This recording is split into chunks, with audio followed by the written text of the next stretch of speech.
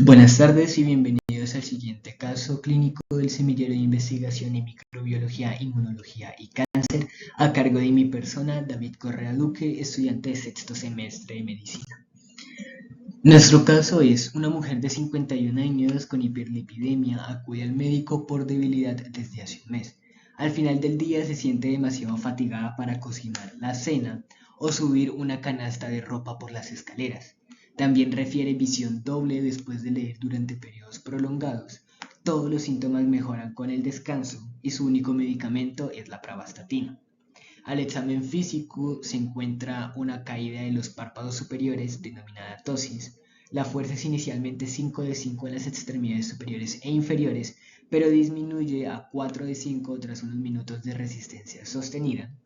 La debilidad al tacto ligero está conservada y los reflejos osteotendinosos profundos son normales. Nuestra pregunta es, ¿cuál de las siguientes opciones describe mejor la patogénesis de la condición de esta paciente? Las opciones son A. Reacción de hipersensibilidad tipo 2, B. Desmielinización de nervios periféricos, C. Liberación alterada de acetilcolina, D. Efecto adverso de un medicamento y E. Destrucción de las neuronas del asta anterior. Como pista nos dicen que la diplopía y la debilidad muscular que empeora con la actividad y mejora con el reposo son altamente sugestivas de miastenia gravis. Ahora profundizando y analizando más el caso, nuestra paciente es una mujer de 51 años con antecedente patológico de hiperlipidemia y antecedente farmacológico de consumo de pravastatina. Nuestra paciente consulta porque desde hace un mes presenta debilidad al realizar acciones cotidianas, como por ejemplo subir las escaleras o leer, en la cual presenta diplopía. Los síntomas de esta paciente van a mejorar a la hora del descanso. Al examen físico tenemos que la paciente se encuentra con ptosis y una fuerza que disminuye progresivamente. Al inicio fue de 5 de 5 en ambas extremidades, pero posteriormente fue de 4 de 5. Sin embargo, no tiene afectaciones al tacto ligero o a los reflejos osteotendinosos profundos. Así que nuestra pregunta va dirigida a la patogénesis de aquello que origina esta enfermedad. Así que para esto vamos a tomar uso de la pista y vamos a hablar primero sobre la miastenia gravis. La miastenia gravis es propiamente una enfermedad autoinmune de la unión neuromuscular. Esta se caracteriza por una debilidad muscular fluctuante y fatigable, la cual empeora con movimientos voluntarios, pero el momento del descanso va a mejorar.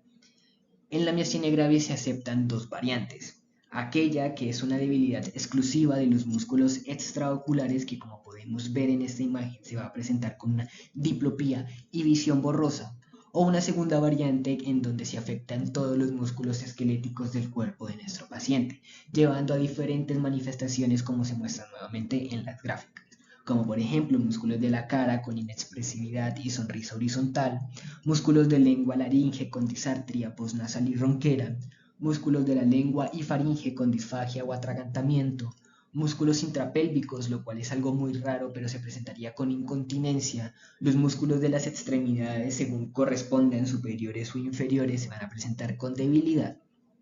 Y a los músculos respiratorios se van a presentar con disnea, insuficiencia respiratoria y crisis miasténica. En este caso de la miastenia gravis vamos a tener que sus síntomas fluctúan a lo largo del día y al final de este o después de un esfuerzo va a haber una debilidad máxima en nuestro paciente. Ahora pasando a hablar sobre la fisiopatología de esta enfermedad, tenemos que la miastenia gravis actúa de tres formas diferentes. En este panel A podemos observar el primero de ellos, en el cual los autoanticuerpos aquí mostrados van a actuar contra los receptores de acetilcolina presentes en la unión neuromuscular, específicamente en el músculo. Estos autoanticuerpos van a desarrollar una respuesta inmune contra estos, van a llevar a la activación del complejo C1. Este empieza la vía clásica y termina con la formación del complejo de ataque a membrana MAC. Esto, posteriormente a su activación, se va a presentar con una destrucción de la morfología de la membrana muscular y una destrucción también de los receptores de acetilcolina, por lo cual disminuyen el número de receptores ahí presentes.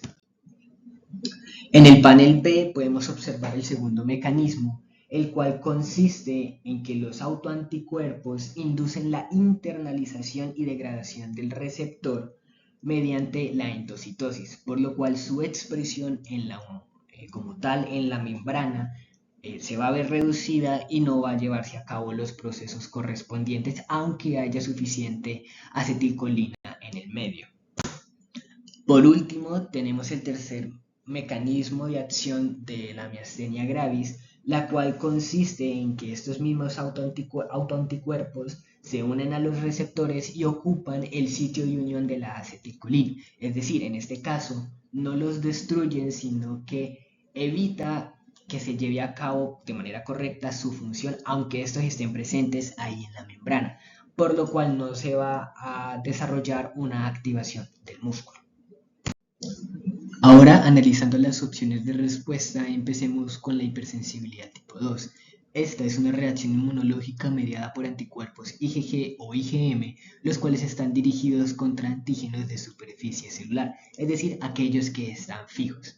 En este caso vamos a tener activación de las respuestas citolíticas por la vía clásica de la cascada del complemento o por mecanismos celulares. Ahora, si recordamos la fisiopatología de la miastenia gravis, tenemos que participan autoanticuerpos IgG como se muestra en el panel A, en el primer mecanismo de acción de la miastenia gravis, los cuales actúan contra receptores fijos de membrana, en este caso los receptores de acetilcolina. Y estos anticuerpos van a producir un daño localizado, como nuevamente podemos ver en el panel A, donde se afecta la morfología de la membrana muscular, y una disfunción celular mediante activación del complemento, como es el caso del panel A, una modulación antigénica del receptor, como en el panel B, y un bloqueo funcional del receptor, como en el panel C. Sin embargo, no va a haber una destrucción primaria del nervio ni de la fibra muscular, por lo tanto no se afecta la parte sensorial. Ahora hablemos sobre la opción B, la cual es la desmielinización de nervios periféricos. Tenemos que tener en cuenta que si esta fuese la situación, se debe presentar con alteraciones sensitivas, parestesias y pérdida de los reflejos o arreflexia. Para una mejor aplicación de los ejemplos vamos a tener el síndrome de Guillain-Barré en este caso, el cual es una respuesta autoinmune mediada o originada por un microorganismo que infecta el cuerpo humano. Este va a tener un mimetismo antigénico con nuestros propios antígenos y al momento de desarrollarse una respuesta inmune contra este microorganismo, los macrófagos también van a desarrollar la respuesta inmune contra los antígenos propios del ser humano, lo que va a llevar a la desmielinización, a la destrucción de esa mielina en las neuronas.